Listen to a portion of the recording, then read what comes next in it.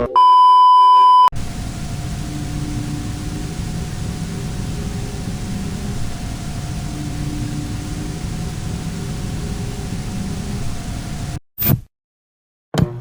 one hated war more than I did. I was as pacifist as they come. Which was great, since war wasn't something I had to worry about. I'd watched my fellow classmates signing up for the military in our final year of high school, the way in which military recruiters would ply them with promises of honor, duty, or money. None of that came close to working on me. I was grateful to be from a country that didn't have a military draft. I wasn't going to trade my freedom, serenity, or possibly, life, for anything. The notion of young men and women going away to faraway lands to violently kill others, many of them innocents, disturbed me to my core. On my college campus, I was always out campaigning against war crimes and advocating for peace. I was a regular hippie archetype, right down to the long hair and sandals. The furthest thing you could imagine from a soldier, yet, like so many hippies from decades past, my world changed one day when I received a letter in the mail. The envelope was ordinary, save for one detail. The stamp on the top right corner was a mixture of strange symbols that I had never seen before. Pulling it out of my dorm mailbox, I wondered how a stamp like that had even been accepted by the post office. I pulled out the letter inside, and instantly assumed from the layout of the words that I'd gotten some kind of fine. I must have run a red light without even realizing. I cursed to myself. Then I started reading the letter and my frustration turned into bewilderment. The wording was formal, and addressed me like it was coming from the government. But there was no way that the Australian government had sent me this. Greetings, Mr. Allen. Please be advised that, in light of our nation's escalating war with enemy nations, we have reinstated mandatory conscription for our pool of able citizens. You are hereby notified that you, a male citizen of the nation of Extorvis between the ages of 18 and 30, have been selected for military training and service herein. I scoffed in disbelieving amusement. What a silly prank. I had a reputation on campus for being a peacemaker, refused Nick, and someone who saw me probably thought this was the perfect gag. Good to know at least people are paying attention even if they're assholes, I thought. Yet, even despite the clear absurdity of the letter, something about it felt so real, so authentic. It was just how government letters were written in real life, down to the font and formatting. I kept reading. You are to report for active duty in 2 months' time of receipt of this letter. Enclosed is one map and token for the purposes of your travels to said induction station at the location listed below. It is your obligation to inform any relatives, loved ones, and employers of your conscription and make arrangements for the duration for which you will be deployed. This period is subject to high command discretion, and may range from 2 to 2,000 years. Willful failure to report promptly to this location at the hour and on the day specified in this notice will violate the Mandatory Training and Service Act of 103,472, and will subject you to immediate arrest, imprisonment, and corporal punishment. Be warned that no leniency will be granted to any who choose to ignore this directive. Signed, Extorvis Military Commander ______________.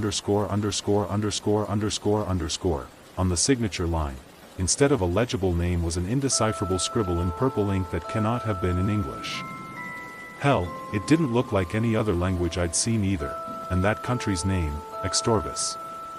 In all my education, I'd never heard of it before. I certainly wasn't a citizen of it. What's that? Asked my preppy roommate, who had been regarding my befuddled expression at the letter with curiosity. Just more evidence that not even our delinquents are smart here at Melview, I said. Dumbass don't even know any real countries to prank me with.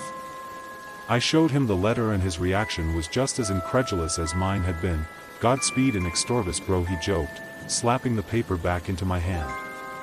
I know you'll be their finest soldier.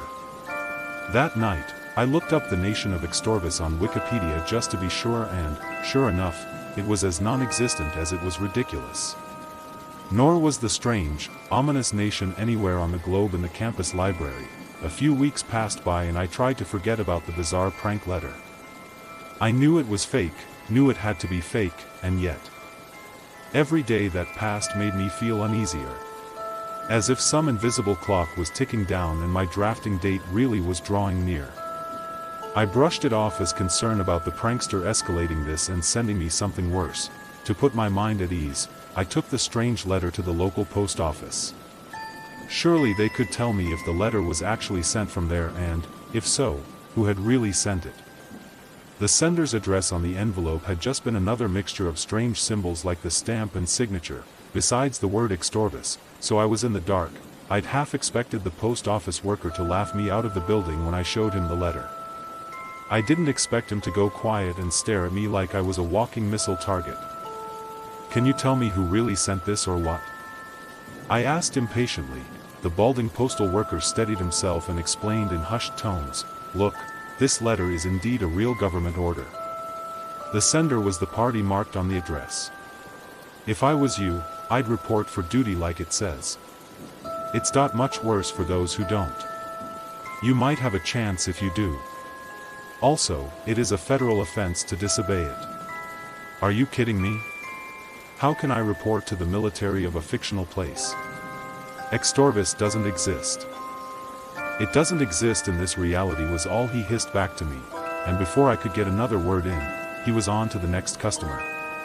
What the hell? Now I was definitely feeling anxious about the mysterious draft letter. Could what he said really be true? I hopped online again but, this time, headed straight for the internet forums instead of academic sources. If this letter had really been sent to others before like the postal worker implied, then someone would have asked the same questions I'm asking now. Where is the country Extorvis? Why am I being drafted by them?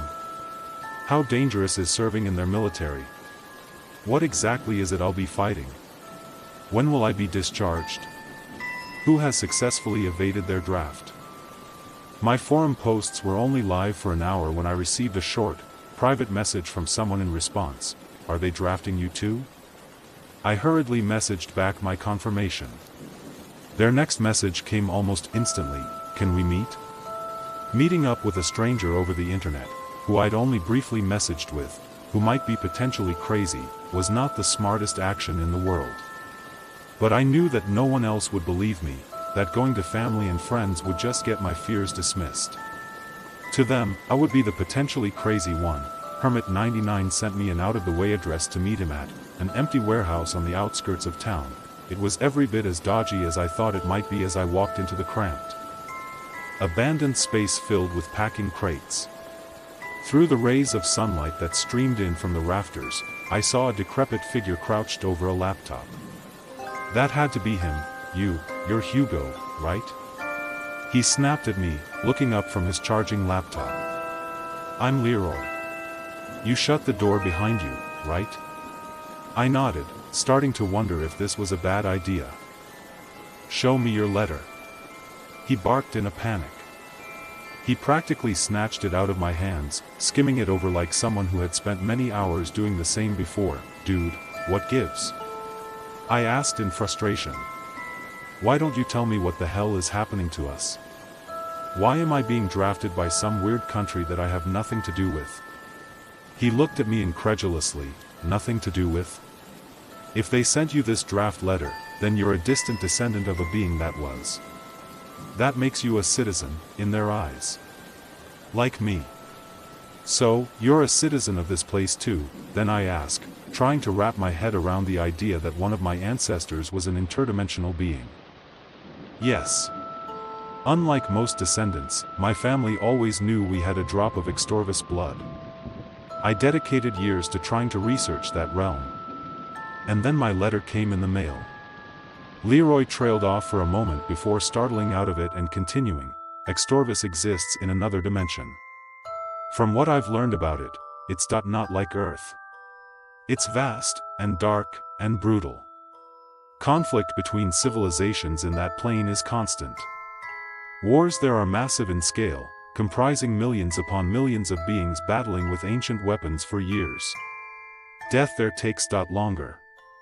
When things there get really bad, they recruit from their pool on Earth.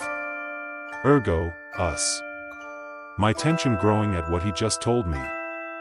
I decided to speed things along. Okay, gotcha, we're both in the firing line for some spectral war in hell. So how do we get out of it? Leroy flipped my letter over and pointed at the fine print on the other side.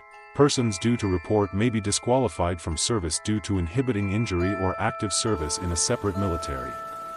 Injury? Were we really about to start giving each other bone spurs? It seemed like it. I need someone to torture me, so badly that I'm deemed unfit for active duty, he said, gesturing to an array of construction tools on the bench next to him. My draft date was yesterday and I'm overdue, we need to act quick. I picked up a bolt cutter and tried steeling myself up to what I was about to do. Before I could go any further, however, a whirling wind knocked it out of my hands. Almost on cue, shadowy, humanoid figures began appearing throughout the warehouse. Everything he said was right. Leroy's time had run out. Petrified, I ducked behind a crate. From there, I witnessed it. The vague, darkened beings grabbing Leroy's screaming frame, hauling him to his feet and vanishing. Undoubtedly back to whatever incomprehensible punishment awaited him in Extorvia. What's worse is they'd waited to detain him until I was there, to show me firsthand the consequences of desertion. I sat there for hours in the empty warehouse, alone and thinking. There was no way I would be able to injure myself badly enough to be excluded from the draft. Which meant I had only one other option remaining. That day, I returned home and enlisted in the Australian Army. It took several weeks for the process to go through and my confirmation to return to me. I waited with bated breath, every day expecting those shadowy soldiers to appear in my dorm room and take me away. But, 2 days before my drafting date, there came that miracle letter, another government letter telling me I was to be a soldier. But this time, a welcome mercy instead of a death sentence. My drafting date came and passed without incident as I prepared, and departed for military training at the boot camp. As per the drafting notice, I couldn't be conscripted if I was an active member of another nation's military. All this time I had hated the thought of serving my country, and in the end, it had been the loophole that saved me. Truth be told, serving in my human military over the following changed my attitude about war here on Earth. It gave me purpose, discipline and focus that perhaps I had lacked before. The people I met were friendly and loyal, and I developed bonds with them that ran deep. I was grateful to be able to serve in this mortal realm instead of the demonic Extorvus one. After several years of contented service, my leg was eventually injured in an IED bombing. Thankfully, I didn't lose my ability to walk, but the injury was bad enough for me to be honorably discharged. I returned home a physically changed, but mentally improved, man, and that's when another conscription letter came along from Extorvus. I'd considered the possibility of this. I hadn't considered that the appeal letter I sent them, on account of my injured leg, would be rejected. I am still expected to report for active duty in Extorvus in 2 months. According to the appeal letter, I hadn't read the fine print about disqualifying injuries. Finally, I understand why Leroy had specifically wanted me to torture him instead of just cripple him. He'd wanted me to injure his soul, not his flesh. Wars in Extorvus aren't fought with soldiers' bodies. They're fought with souls.